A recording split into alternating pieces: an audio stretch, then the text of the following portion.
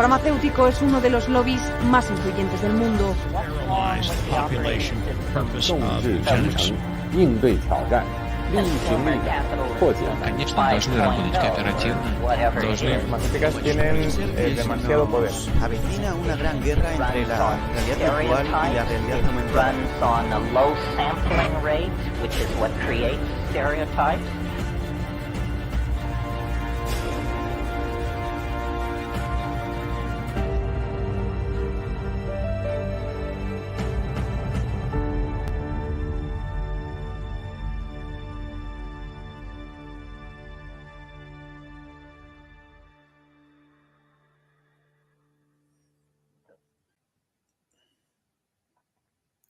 Buenos días, buenas tardes, buenas noches, dependiendo desde la latitud del globo que se estén conectando a esta transmisión en vivo desde Moscú, la capital del mundo multipolar, ofreciendo pues la 33ª conferencia de este ciclo magistral sobre geopolítica, mirando la geopolítica mundial y por supuesto fundamentos de geopolítica que venimos desarrollando junto al Centro Regional de Estudios Internacionales de Nicaragua, CREI, bajo la conducción del doctor Manuel Espinosa, con la ayuda y la sinergia con la productora internacional de contenidos Asia TV de Argentina, bajo la dirección del destacado analista geopolítico Marcelo Ramírez y la conducción de Ivonne Alves.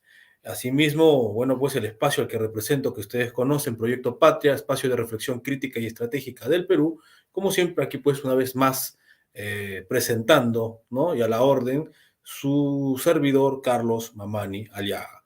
En esta oportunidad vamos, pues, como ya anunciaba, a exponer, a presentar la conferencia número 33, ¿no? Es una conferencia muy especial dado el invitado que tenemos, que es pues de talla mundial. Es un hombre, es un pensador que tiene más de 40, casi 50 años de trayectoria en el mundo de las ideas contrahegemónicas, en aras de la liberación de Europa y, bueno, pues también de los respectivos pueblos y culturas del mundo. Nos referimos al gran intelectual francés Alain de Benoist. Le damos la bienvenida. Y vamos a... Profesor de Benoist, bonjour. Bonjour. Vamos a darle la introducción, pues, a quien nos conozcan de repente, que dudo mucho, pero nunca está por demás. Alain de Benoist nació en Tours, en Francia, en 1943. Estudió Derecho, Filosofía, Ciencias Políticas e Historia de las Religiones en París. Ha publicado unos 120 libros, 3.000 artículos y 900 entrevistas, principalmente sobre historia de las ideas y filosofía política. También hizo carrera como periodista en Valores Actuales y la revista Fígaro, y fundó la revista Nueva Ecología en 1968, a la que siguió Crisis en 1988. Es columnista de la revista Elementos. Sus libros se han traducido a una quincena de lenguas extranjeras.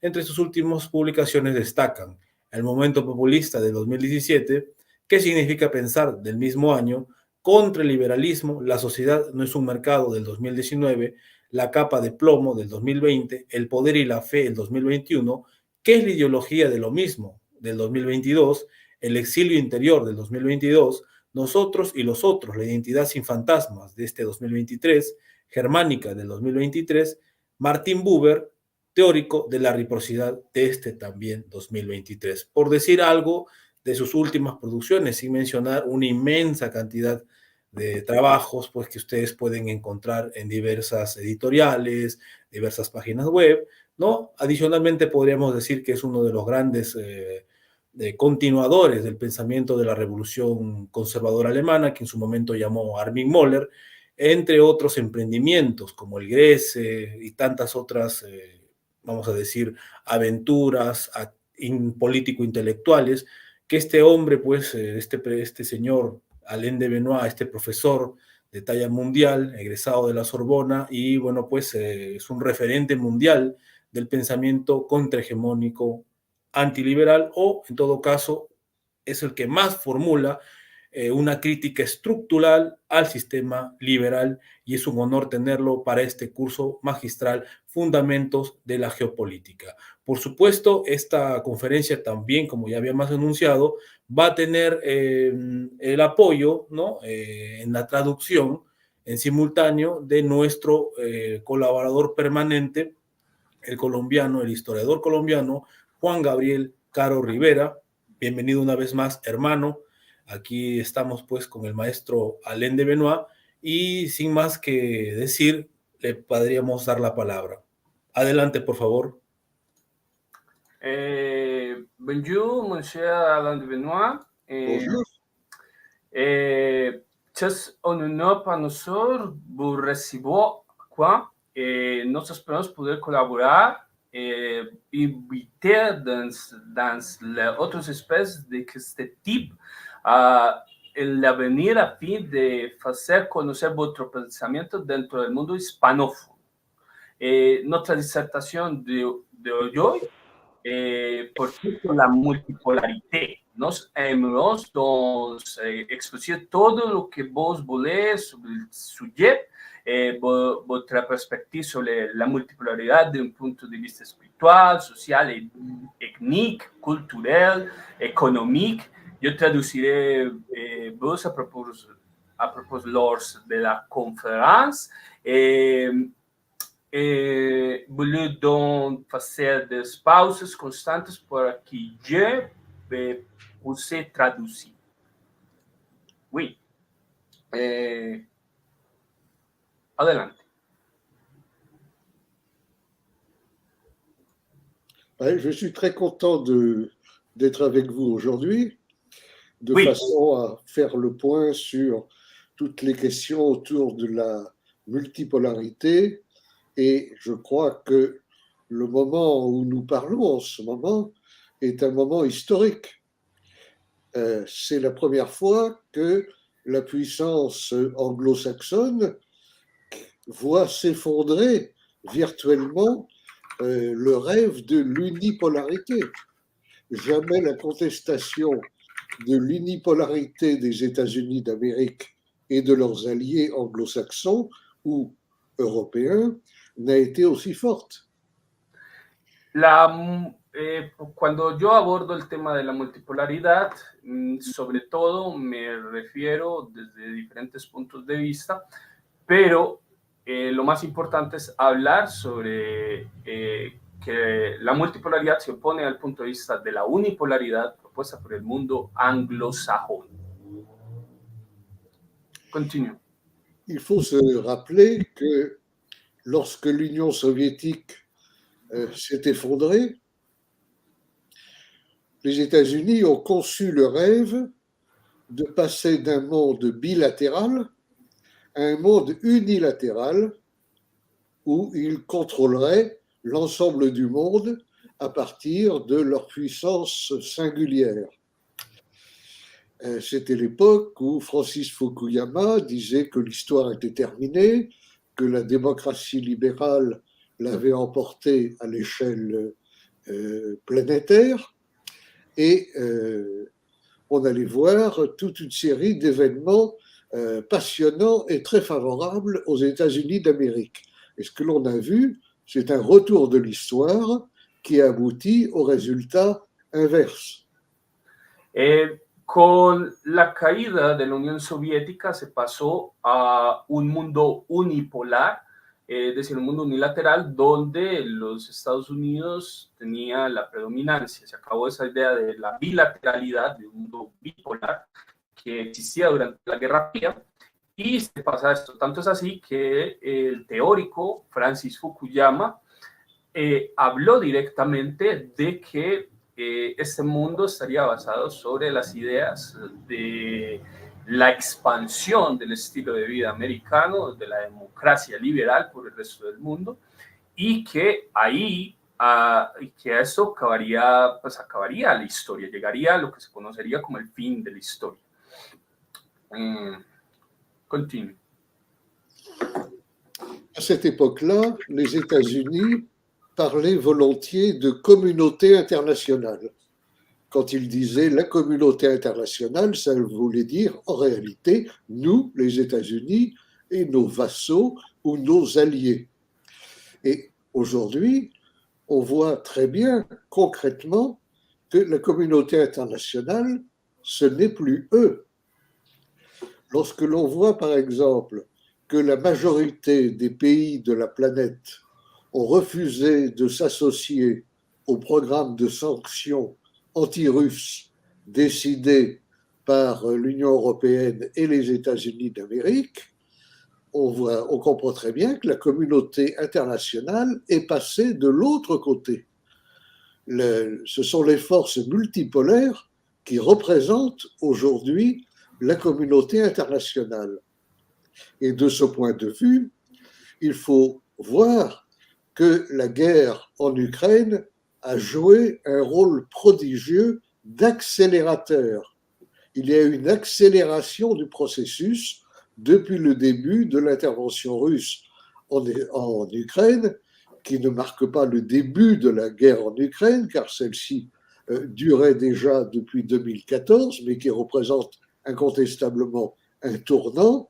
Eh bien, on a vu à ce moment-là que les pays, non seulement la Russie, la Chine, de nombreux pays d'Afrique noire, du Proche-Orient, d'Amérique latine, ne soutenaient plus le discours narratif nord-américain concernant ces événements, et on l'a revu depuis et tout récemment encore à propos du discours narratif correspondant à ce qui se passe aujourd'hui au Proche-Orient. Después pues, o sea, la comunidad, pues, la unipolaridad ha reducido por completo la colaboración o la expresión de la comunidad internacional, que se ha visto reducida en los últimos años a todo este tema de la unilateralidad de los Estados Unidos, especialmente porque después de 1990 una pequeña élite, sobre todo con un asiento en los Estados Unidos, ha tomado una cantidad de decisiones acerca de estos temas. Sobre todo esto ha quedado plasmado en el sometimiento de la Unión Europea a las medidas que ha establecido los Estados Unidos con respecto a todos los temas que se hablan. Uno de los graves problemas que actualmente se dan es, por ejemplo, la guerra que se está dando en Ucrania. Esperamos que la guerra en Ucrania ayude a acelerar la instauración de un mundo multipolar. Esta aceleración, por supuesto, llevará al despertar de la comunidad internacional en Europa, en América Latina, en África, en Asia, en Rusia y China, para que permita el nacimiento de ese mundo multipolar, que sería una mejor expresión de la comunidad internacional, de la opinión de la comunidad internacional. La multipolaridad en sí es una forma de expresar directamente estas nuevas opiniones de estos nuevos polos que están surgiendo en el mundo actual. Continue.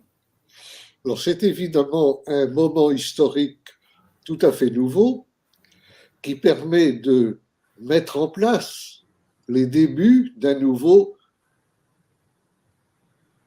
nomos de la Terre, pour employer la célèbre expression de Carl Schmitt, c'est-à-dire une réorganisation générale du monde entre un certain nombre de pôles de puissance et une puissance dominante qui en ce moment a entamé son déclin, mais dont il ne faut pas oublier qu'elle reste encore très forte néanmoins, notamment sur le plan militaire.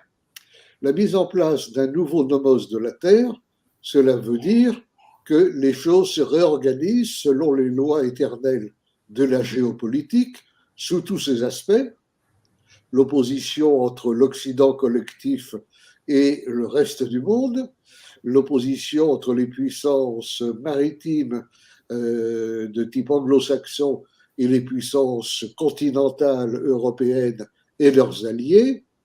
Et dans le même temps, on voit apparaître un autre phénomène important qui est l'émergence, non pas seulement de pays émergents, mais également d'États civilisationnels, c'est-à-dire d'États qui exercent une influence au-delà de leurs limites particulières du fait de leur influence géopolitique, culturelle, linguistique ou autre.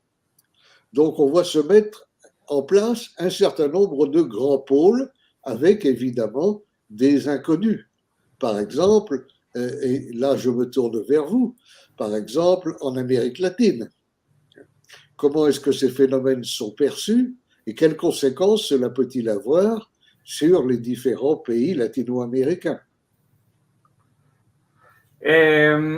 Para usar el término de Carl Smith acerca de la reorganización de los grandes espacios que se están produciendo en el mundo actual, nosotros debemos entender que se produce un nuevo antagonismo, la multipolaridad produce un nuevo antagonismo entre los poderes de carácter marítimo, como lo es el mundo anglosajón, contra los poderes de carácter continental y terrestre, como lo era la antigua Europa o Rusia, en contra de todos estos, en contra de esta nueva sociedad. Además de eso, la multipolaridad también implica una lucha entre todos estos nuevos elementos que se dan dentro del marco de una nueva confrontación multilateral. Como sea, la reorganización de todos estos bloques políticos, culturales, civilizacionales, se puede dar pues, desde diferentes perspectivas, sea desde una perspectiva lingüística, desde una perspectiva continental, geopolítica o cultural, ya dependerá de cada uno de los nuevos bloques que están surgiendo en el mundo multipolar. En América Latina, por ejemplo, esta discusión sobre la particularidad de sus propias características es algo que tendrá que realizarse dentro de su propia forma. Continue. Je dirais que les choses évoluent donc d'une manière favorable à la multipolarité. Il se crée des dynamiques qui vont dans ce sens.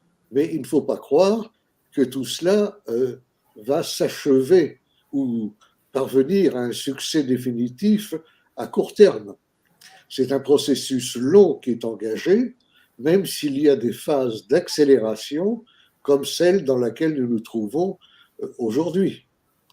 D'autre part, les partisans de la multipolarité, en dehors du fait qu'ils sont tous favorables à plus de multipolarité, à plus de prise de distance vis-à-vis des États-Unis d'Amérique, ces pays-là ne constituent pas un bloc homogène. Et c'est normal, puisque ce sont des multipolaires. Donc il y a plusieurs pôles, et évidemment, il y a aussi des rapports dialectiques à l'intérieur du camp multipolaire qui font que leurs intérêts, leurs objectifs particuliers sont plus ou moins conciliables et parfois ne le sont pas. Il ne faut pas avoir une vue théorique trop angélique, trop idéaliste. Il y a une réalité, une grande tendance à l'échelle mondiale, la séparation des eaux entre les tenants de l'unipolarité et ceux tenant de la multipolarité, mais bien entendu, il faut encore s'attendre à bien des développements, y compris dans les rapports entre les pays qu'à l'intérieur de chacun des pays. Car en même temps que le jeu change complètement à l'échelle mondiale, à l'intérieur des différents pays d'Europe, par exemple, on voit aussi un changement général du paysage politique qui aura des répercussions sur la situación general. Dentro de este contexto de la multipolaridad, considero que Francia deberá devenir un país federal debido a las transformaciones que se están dando dentro de este marco de proceso donde la unificación de Europa deberá tomar una nueva perspectiva, tomando en cuenta las características propias de sus diferentes pueblos. Por otro lado, la dialéctica entre la unipolaridad y la multipolaridad implican unas transformaciones de la forma en que se consigue. Ya no puede ser, porque la unipolaridad tiene una relación con la ideología de lo mismo, es decir, con una homogenización de las culturas, de los pueblos de las civilizaciones, mientras que la multipolaridad hace énfasis en las particularidades propias de cada una de estas diferentes civilizaciones que se tienen dentro de este proceso. Además, dentro de todo lo que hemos hablado hasta ahora, podemos decir que hay entre esta dialéctica entre la bipolaridad y la multipolaridad, habrá un espacio precisamente para las diferenciaciones entre los diferentes pueblos. Continue. Ce qui est intéressant aussi, c'est de voir la façon dont, pour le meilleur ou pour le pire, les règles du droit international ne sont plus aujourd'hui observées par personne. L'État d'Israël met en jeu sa politique dans le mépris total des résolutions de l'ONU. Les États-Unis d'Amérique violent leurs propres règles et imposent l'extraterritorialité de leurs droits. Et comme toujours, dans les périodes d'exception, comme l'avait bien vu Carl Schmitt, les règles normales ne sont plus utilisables. On revient à des formes beaucoup plus brutale, beaucoup plus primitive de confrontation des intérêts politiques, économiques, commerciaux, etc. Ça, c'est aussi quelque chose de très significatif. Alors, en même temps, il est très difficile de faire des pronostics parce que lorsque l'on regarde, par exemple, les guerres qui se déroulent aujourd'hui, les principales de ces guerres ne sont pas susceptibles d'un règlement de type classique, si l'on peut dire. Pour quelle raison ? Parce que ces guerres sont généralement des guerres existentielles et des guerres identitaires. Les Russes se battent en Ukraine pour des raisons existentielles. Les Israéliens se battent pour des raisons existentielles. Les Palestiniens se battent pour des raisons existentielles. Et comment est-ce que les choses vont évoluer ? C'est difficile à dire. Si l'on prend l'exemple de l'Ukraine, il est très clair que l'Ukraine a perdu cette guerre. Elle est acculée de toutes parts, elle n'a plus les moyens de poursuivre, mais les choses restent suspendues puisqu'il n'y a toujours pas de négociation, il n'y a pas de pourparlers et que malheureusement aucun pays européen ne propose sa médiation dans cette affaire.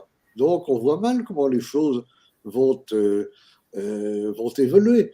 Quand on regarde le Proche-Orient, c'est la même chose. Les derniers événements sont le dernier épisode en date d'une guerre entre les Palestiniens et les Israéliens qui dure depuis 75 ans.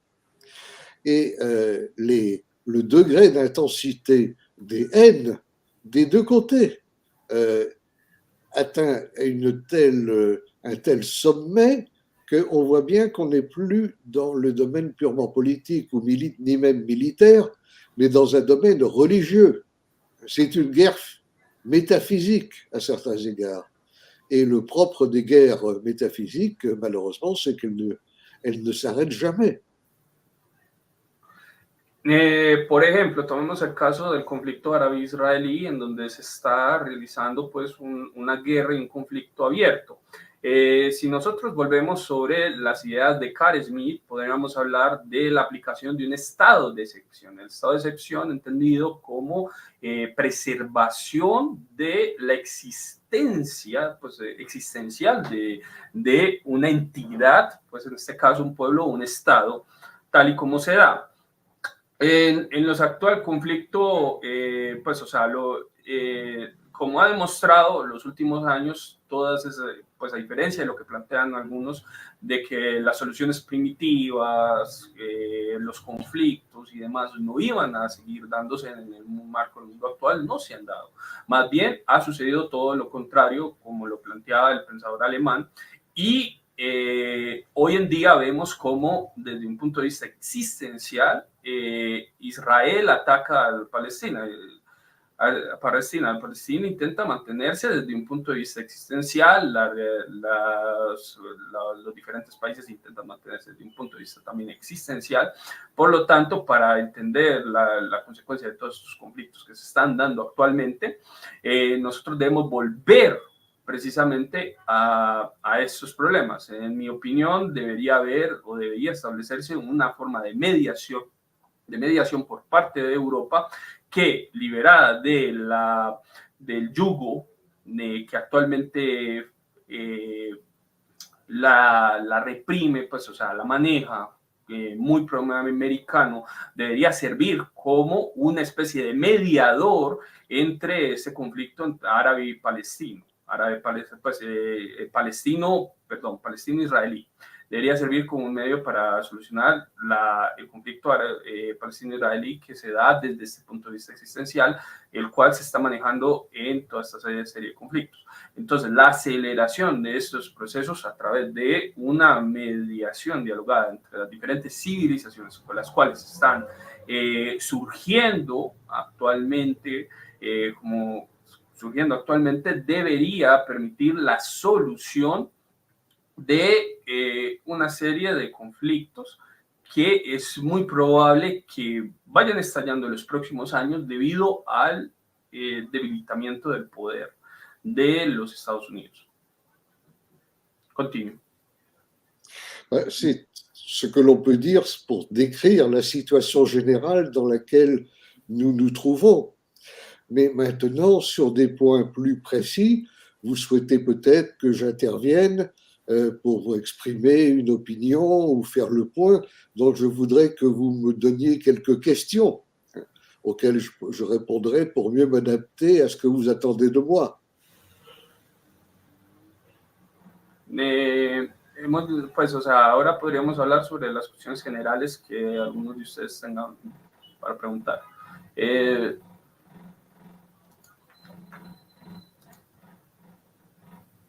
Monsieur Alain de Benoit, vos querés que nos façons las preguntas, las cuestiones? Sí, oui. Sí, la cuestión del público, por favor. Carlos, pregunta sobre lo que se ha expuesto hasta ahora. Un momentito, un momento, vamos a ver. ¿Cuál es la opinión del profesor Alain de Benoit, ¿no? ¿Cuál es su perspectiva crítica respecto a la ideología de los derechos humanos? Monsieur Alain de Benoit, Oui. pues su perspectiva de la ideología de les droits humanité, les droits de l'humanité. Je n'ai pas bien compris la question. Je n'ai pas bien compris la question. Quelle est ma position sur les derechos humanos, les droits humains. les human rights? Les Human rights. Your opinion about human rights. What is your critic perspective about human rights? L'idéologie des droits de l'homme est aujourd'hui devenue une sorte de religion civile, de nouvelle religion civile des pays occidentaux, qui résume tout ce qu'ils ont hérité de la philosophie des Lumières, du progressisme et du libéralisme.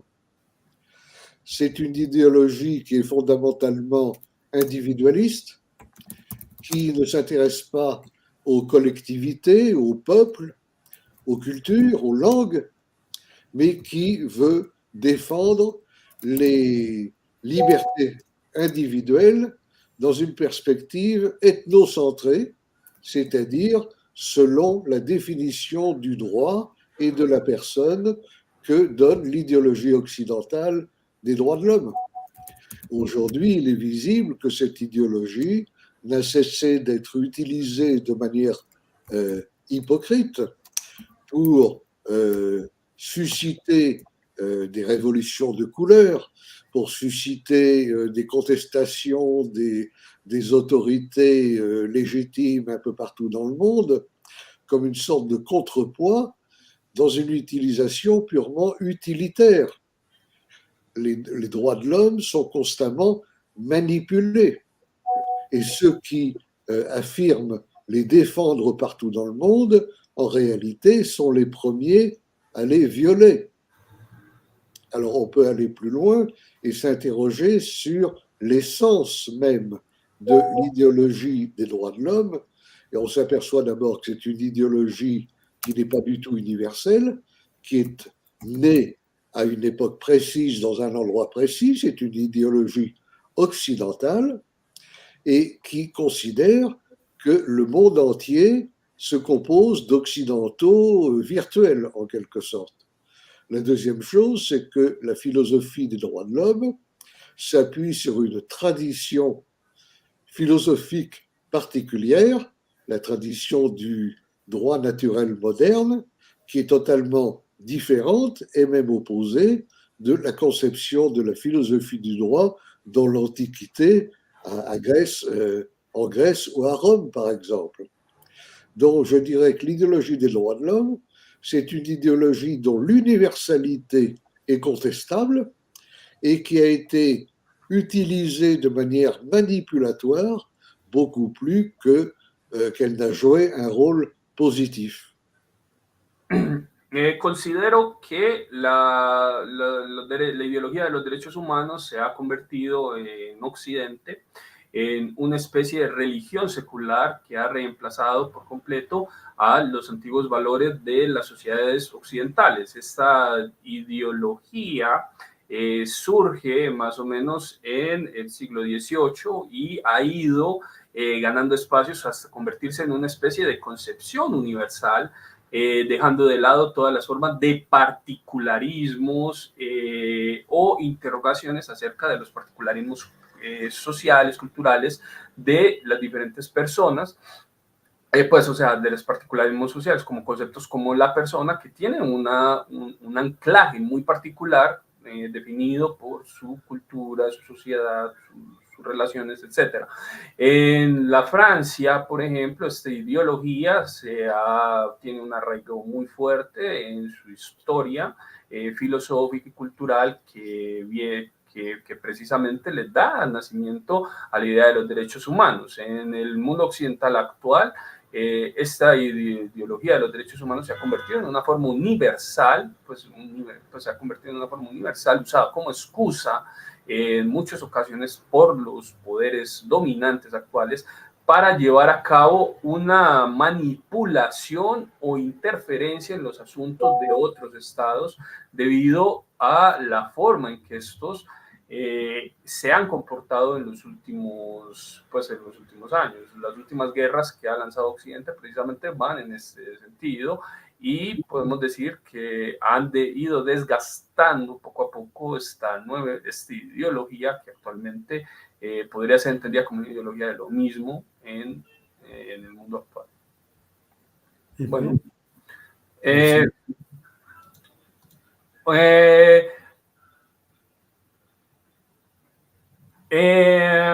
Monsieur Alain de Benoît, Oui. Pourquoi considérez-vous que le paganisme est plus compatible avec la multipolarité que otras formas de expresión religiosa? Je ne dis pas qu'elle est plus compatible, mais il y a une tendance inhérente au paganisme européen à reconnaître la légitimité de la pluralité. Lorsque vous êtes dans un système avec un Dieu unique, vous êtes beaucoup plus facilement porté à accepter un monde unique, un gouvernement unique à l'échelle mondiale, une vérité unique, et ainsi de suite. Lorsque vous avez des religions comme les anciennes religions de l'Antiquité européenne, qui comprennent des panthéons très diversifiés sur le plan fonctionnel et symbolique, vous mobilisez l'imaginaire symbolique d'une manière tout à fait différente. Maintenant, bien entendu, c'est affaire de conviction personnelle. Les gens ont plus ou moins de sympathie pour telle ou telle religion. Mais en tout état de cause, ce qui reste, c'est que les premières religions européennes, celles qui ont 2000, 3000, 4000 ans derrière elles, sont les plus anciennes de l'Europe. Et surtout, ce sont des religions qui n'essayent pas de réduire la réalité à une seule dimension. Et si vous comparez avec le multipolarisme, vous voyez tout de suite qu'il y a cette même idée de pluralité, de diversité. Au fond, la lutte des unipolaires contre les multipolaires, c'est la lutte de ceux qui veulent un même système mondial, réduisant toute la diversité humaine à un modèle unique qui est celui de l'Occident collectif. Et ce qui est totalement oublié, c'est l'importance de la diversité des peuples, la diversité des cultures, la diversité des langues, la diversité des mœurs, avec leur façon de comprendre le monde, de saisir le monde, qui n'est pas la même selon les différentes cultures, heureusement. Si tout le monde était exactement homologué, homogénéisé, ce serait une perte de richesse humaine considérable. Donc, on voit bien au niveau philosophique, idéologique, voire métaphysique, les mêmes enjeux qui se dessinent au plan politique, économique et autres. Le pregunté al señor Alain de Benoit por cómo él se considera uno de los principales representantes del paganismo europeo, por qué él consideraba que el paganismo es más compatible con la multipolaridad que otras formas de expresión religiosa.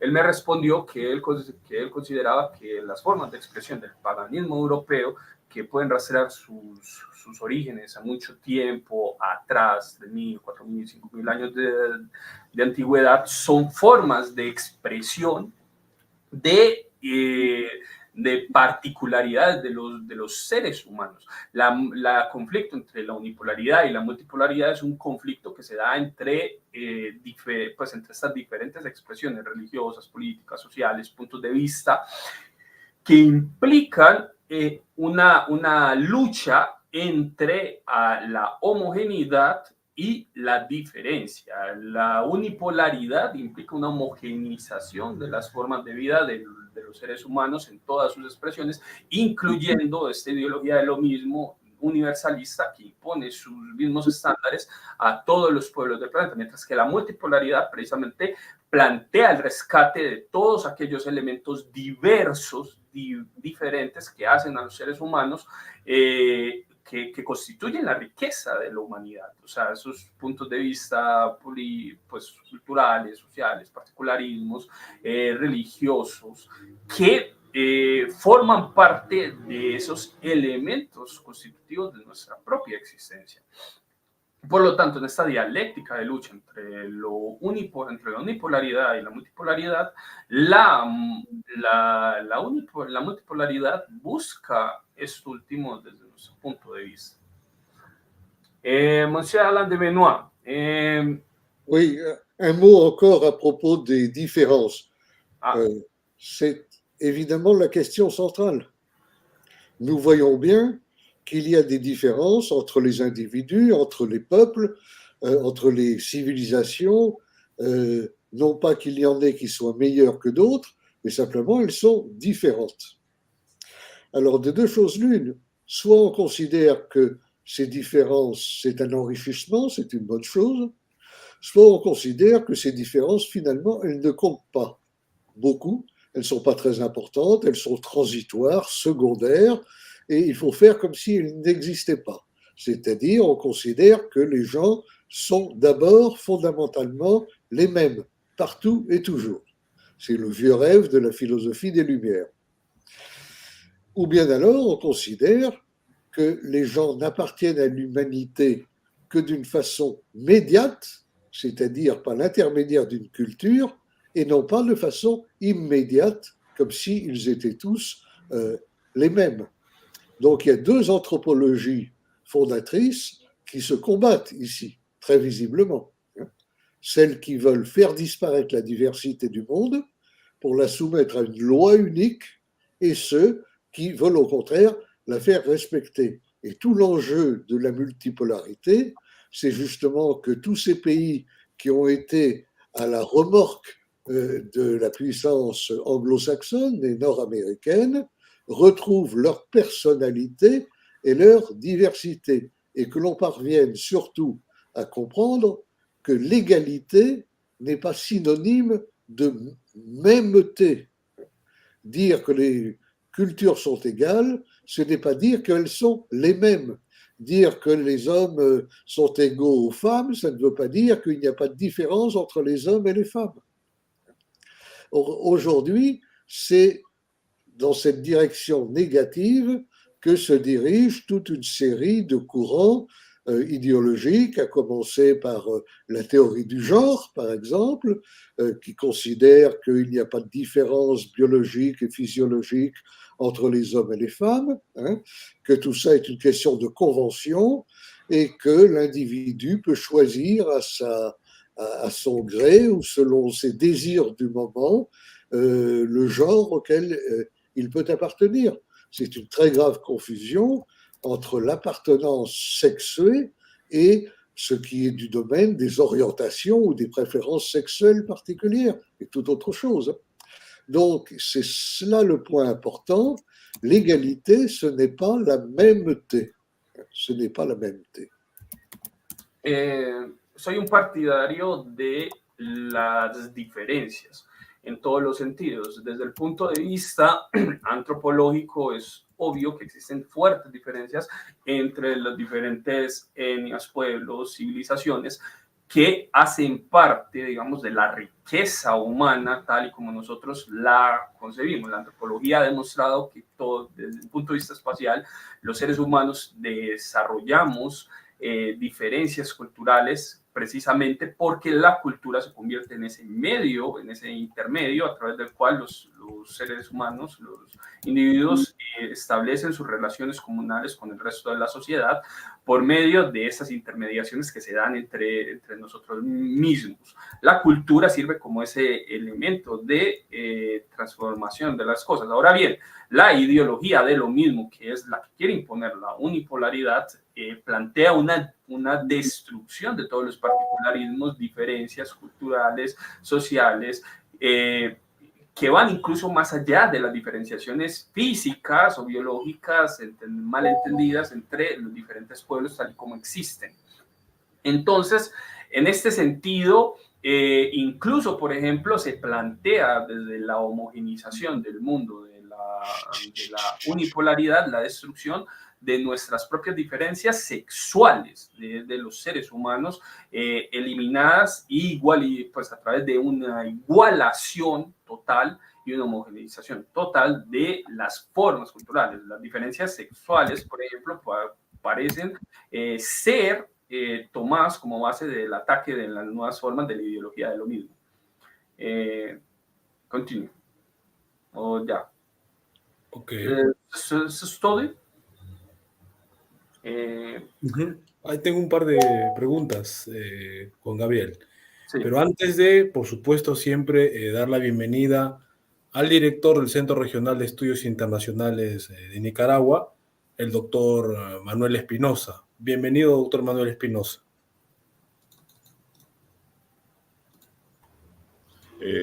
Buenos días, estimados amigos. Bonjour. Merci Alain de Benoit. Es un honor para nosotros en el Centro Regional de Estudios Internacionales, así como en el resto de centros de pensamiento que estamos realizando este curso sobre fundamentos de la geopolítica, Proyecto Patria, ACATV, Proyecto Patria de Perú y ACATV de Argentina. Poder contar con tan gran compañero, ¿verdad?, tan gran estudioso como es el maestro Alain de Benoit, quien ha tenido la pleitesía de salir al encuentro de nuestra invitación e integrarse en este ya enorme grupo de estudiosos de la geopolítica que han venido disertando con amplios temas alrededor del tema central y alrededor de lo que propone el maestro Alexander Dugin en su libro Fundamentos de la Geopolítica. Estoy escuchando con mucha atención. Es un tema muy interesante, sobre todo la parte de la cultura y la civilización en el marco de la multipolaridad. Y no deseo tanto interrumpir al maestro Alain de Benoit y lo invito a que continúe. Gracias, muchas gracias, maestro. Merci beaucoup. Merci à vous. C'est un plaisir pour moi de vous rencontrer. Aprecio mucho su respuesta, su interés por eso. Juan Gabriel, tengo una pregunta. Sí. A ver, voy a intentar hacerla. Bertrand Russell, l'un des plus grands représentants de l'intelligence anglo-saxonne, a toujours préconisé un gouvernement mondial de nature technocratique. Une idée utopique capturée dans les littératures d'une autre haute représentant du monde anglo-saxon, Aldous Huxley, à travers son livre Un milieu de mondes. Alors, quel sera le sort d'un supposé gouvernement mondial dans un monde multipolaire, professeur de Benoit? Quelle est la place dans le monde multipolaire? Yeah, oui. La place de quoi? Quelle est la place del mundo multipolar? O sea, ¿cuál será el lugar del mundo multipolar? Te está preguntando. Perdón. O sea, él te está preguntando cuál será el lugar del mundo multipolar en ese esquema. La place d'un gouvernement mondial, prétendu gouvernement mondial, dans le monde multipolaire. L'idée de Bertrand Russell d'un gouvernement mondial dans un mundo multipolar. O sea, ¿cuál es el futuro, la suerte del pretendido gobierno mundial dentro del mundo multipolar? Il y a un mot que je ne comprends pas. La place de quelque chose dans le monde multipolaire. Si lo puedes traducir, Juan Gabriel, ¿se me ayuda con eso? Il y a un mot que je ne comprends pas bien. Un moment.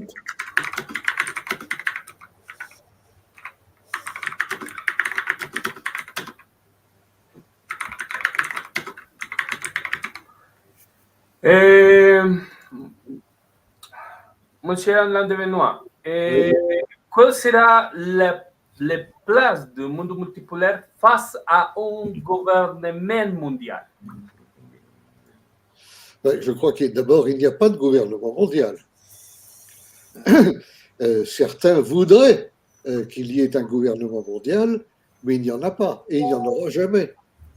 Il n'y en aura jamais parce que s'il y avait un gouvernement mondial, on sortirait du domaine de la politique et du politique, au sens de Carl Schmitt.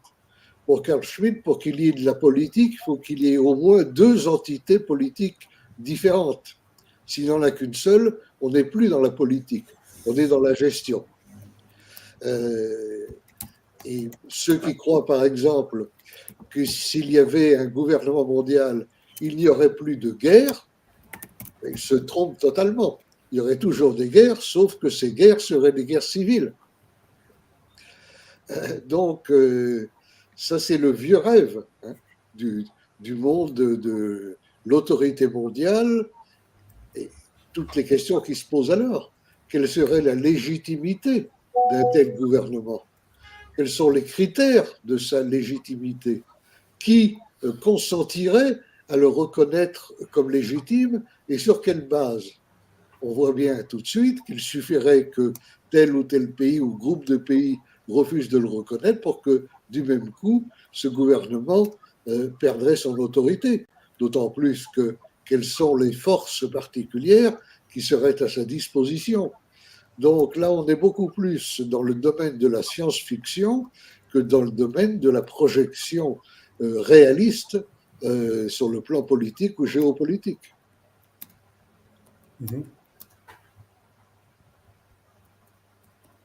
Tu audio, Juan Gabriel.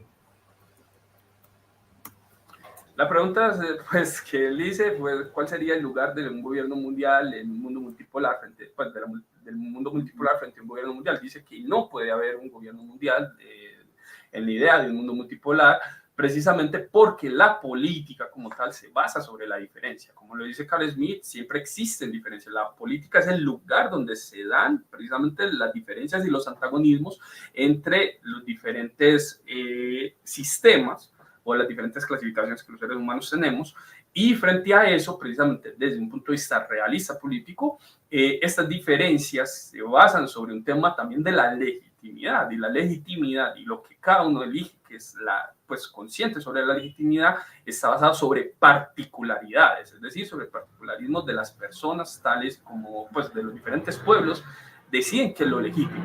Entonces, en ese sentido, las diferencias entre todos estos diferentes actores de la multipolaridad lleva a que existan diferentes cuestiones de la legitimidad y, por lo tanto, puedan llevar incluso a conflictos armados. También lo interesante es que incluso dentro de un gobierno mundial pueden existir también conflictos, solamente que estos conflictos o estas guerras se convierten en guerras civiles entre los actores que existan dentro de ese gobierno mundial. Ahora bien, todo eso nos lleva a hablar sobre el hecho de que estas diferencias que constituyen la base de la política hacen parte de las categorías humanas y de poder. Bueno. Ce qui est important, c'est de bien comprendre l'idée qui est à l'œuvre dans la théorie de l'État mondial ou du gouvernement mondial. Cette idée, elle n'est pas nouvelle. On la voit déjà s'exprimer au XVIIIe siècle, par exemple. C'est l'idée que tous les peuples, toutes les cultures peuvent être gouvernés selon les mêmes principes et adhérer spontanément aux mêmes valeurs. C'est-à-dire que toutes les différentes visions du monde, conceptions du monde, peuvent être fondues et réduites à une seule. C'est cette idée-là qui montre ce qui est à l'œuvre dans cette théorie du gouvernement mondial. Et c'est ce qui permet de comprendre qu'il n'y a pas de gouvernement mondial, parce qu'on ne peut pas réduire cette diversité. Vous savez, c'est comme les gens qui disent « Ah, moi, je ne suis d'aucun pays, je suis citoyen du monde ». Ça ne veut rien dire du tout, car on ne peut être citoyen que d'une entité politique particulière. Le monde n'est pas une entité politique. L'humanité n'est pas un concept politique. C'est la raison pour laquelle Carl Schmitt, en citant Proudhon, disait une phrase connue, « Qui dit humanité veut tromper ». Precisamente cuando nosotros hablamos sobre el tema de un gobierno mundial, este gobierno mundial, hablamos del tema de la multipolaridad. Cada pueblo, cada sociedad, cada estado tiene sus propios sistemas de gobierno, tiene sus propias opiniones, sus propias visiones, sus propias culturas que los hacen únicos a cada uno de ellos. La idea de crear un gobierno mundial implica una universalización de una única visión del mundo, de una única cultura, de un único sistema de gobierno que aplastaría todas las diferencias particulares, aplanaría todas las diferencias particulares de todos los diferentes sistemas para precisamente crear una única forma de homogenización. En ese sentido, se puede decir que eso no es posible debido a que todavía existen muchas diferencias entre las diferentes entre los diferentes pueblos, civilizaciones y sociedades. Además, Carl Schmitt explica muy bien que precisamente como la política es el lugar de las diferencias, todavía pueden existir espacios para estas confrontaciones que se dan en los ámbitos del poder. por lo tanto no hay forma de reducir las diferencias entre las diferentes formas. Por otra parte, la creación de una ciudadanía universal, tal y como ha sido planteado por los proyectos liberales a través de la mercantilización de la vida y demás, ha llevado a una reducción de las formas culturales que todavía no han sido totalmente asimiladas en ninguna parte del mundo. Continue. On arrive peut-être un peu au bout de notre conversation. Il y a beaucoup de sujets dont on peut parler, évidemment, mais le temps est malheureusement limité.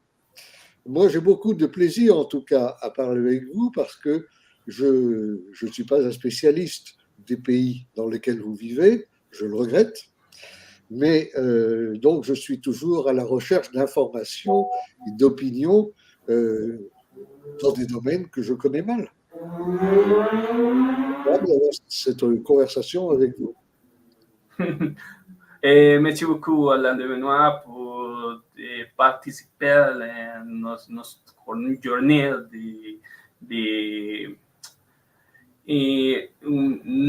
Nós esperamos que vos participez en otras entrevistas. Oui, c'est toujours possible. Por supuesto. Él dice que ya se tiene que ir, entonces, ¿tienes alguna otra pregunta? Bueno, creo que nos vamos despidiendo. ¿No habla inglés el profesor de Benoit? Profesor, ¿vos parlez inglés? ¿Inglés? ¿Cómo? No. ¿Habla inglés? Sí. ¿Tú hablas inglés? Yes, a bit, yes, but okay. I don't speak very good English. And, I have some difficulties to understand it. Okay. Mr. Espinosa want to ask a question for you. I can read it without any problem. Okay. Mr. Espinosa want us to ask a question for you, Monsieur de Benoit. Por favor, doctor Espinosa. Su audio. Carlos, te lo logré traducir al francés, ¿verdad? Para que nuestro hermano se la transmita, o si querés lo hago yo con mi... A ver, se lo mando ahorita a Caro. Juan Gabriel, atento de otro WhatsApp.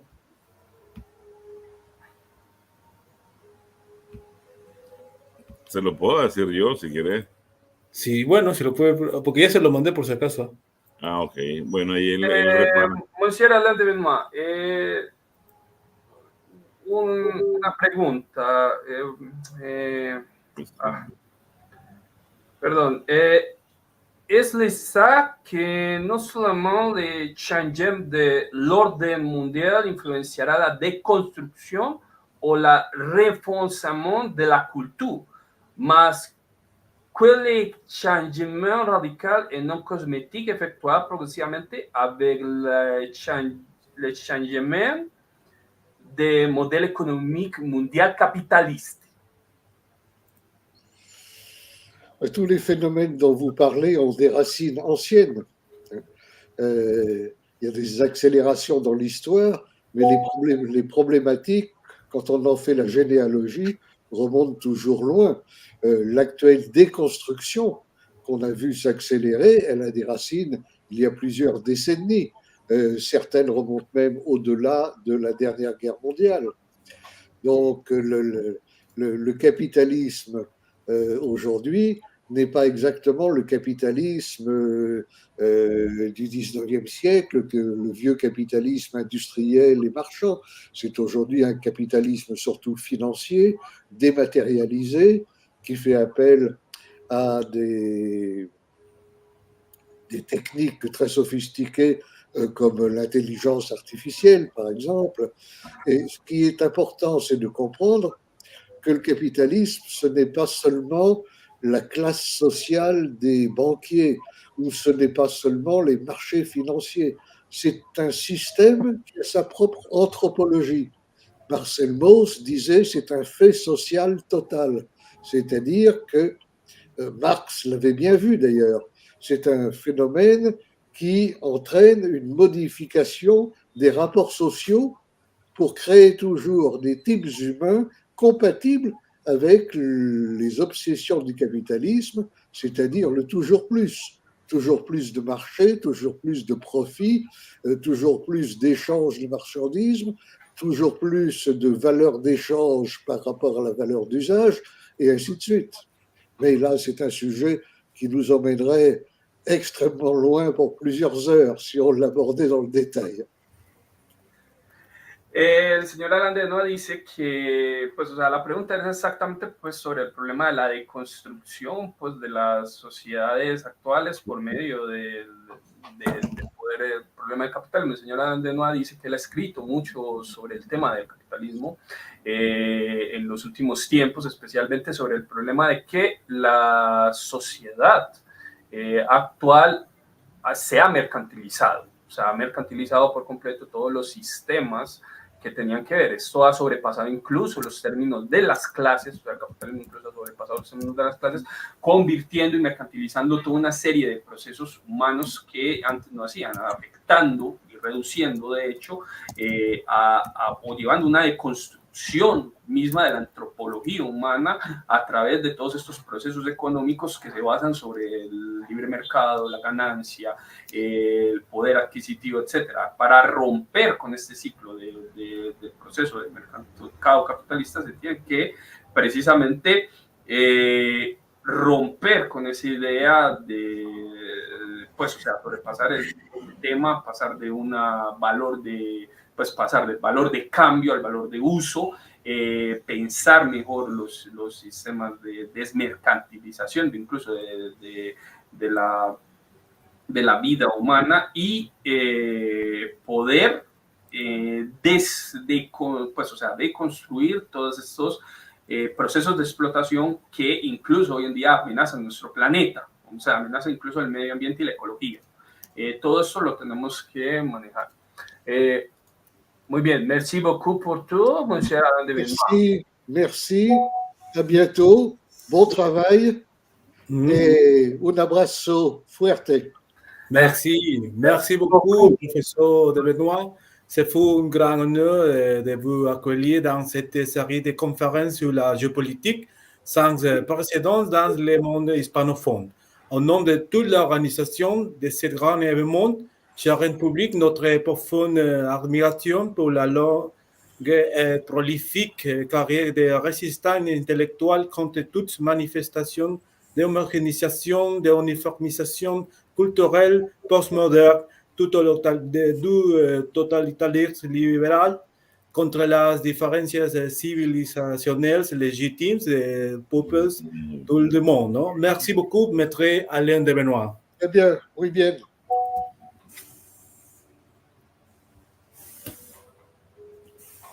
Un fuerte abrazo, maestro.